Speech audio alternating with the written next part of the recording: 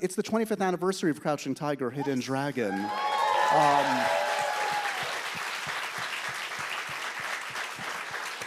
I mean, an all-time classic that really changed how we perceived how action could be done for most of the world that hadn't seen it done that way. Was it a game changer for you in terms of, you've done a lot of fighting in films before, but did that change your approach to marrying action with drama and acting at the time? I think most important it's Ang Lee who did that, right? Yeah, because the Hong Kong action sequences, the way they choreograph, the way they create, the way they work, it's very, very different. I mean, today I was on the Drew Barrymore show, and she did Charlie's Angels, right? And she said she brought over Master Yuen Woo-ping's brother because he was training them.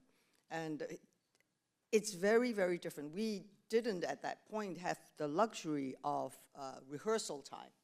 So, for example, when I did Crouching Tiger, I have no clue what kind of action sequences I'm going to get into. I just know my character very well and understand what the drama was behind that action sequence.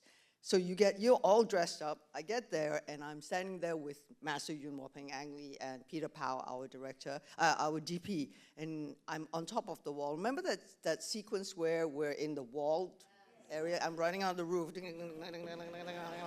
and then I'm standing on top of the wall, and they go, okay, so you run down this corridor, the side of the wall, up onto the ledge of the wall, and then down the wall. You pick up the stone and you throw it at the masked fighter. And you go like, down the side of the wall? Okay. I'm martial arts, right? I can do anything. So for us, the learning on the spot was something that I learned a lot from my days in Hong Kong. So which helped tremendously now when I go onto a film set, so I can spend less time with the rehearsal in the way, but the most important thing, like you say, is the drama that propels it. Otherwise it's just two arms and two legs, flailing around.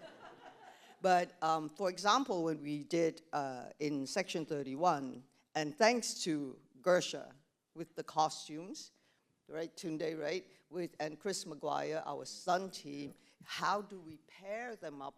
Like the first action sequence, Philippa Jojo doesn't really give two hoots about why she's doing that. She just wants to get that thing and get these lot out of her baram. So it's not, I know, it's okay. I love you guys. Never welcome. But, you were like infringing on my No, it's fair, thing. It's fair. So here, what the excitement was, how do we make the fights different? Apart from the drama that pushes it, where the fight sequence with San at the end is high intensity drama, right? That propelled that kind of fight. So through the collaboration, and it's a real collaboration in that sense that we talk about, what's the message here? Why are we doing this? We get this, and then they talk about face pots, and I don't know what the hell that was. But then with the costume, we said, well, she's an inventor, and she's had time on her hands, so she's going to be a walking lethal weapon. So the choker, our amazing glamorous choker, becomes this like dagger.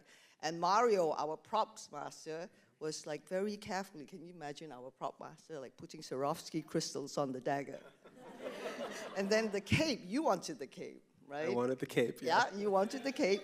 And so we figured, she has razor blades all along her cape, right? And then she has these bangles with her sleeves that opens up the force field so that when, she can take the hits.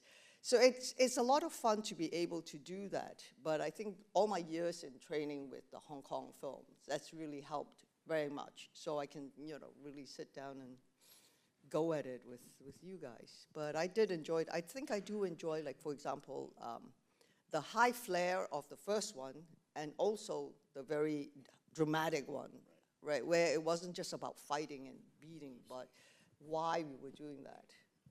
We're going to add 4 more hours tonight so I can listen to Michelle Yeoh talk about fight scenes because that was amazing. Sorry, I do get carried away. That was awesome. But watching these guys do it, it was like, oh, why don't I have muscle like that? I can just crash through a wall.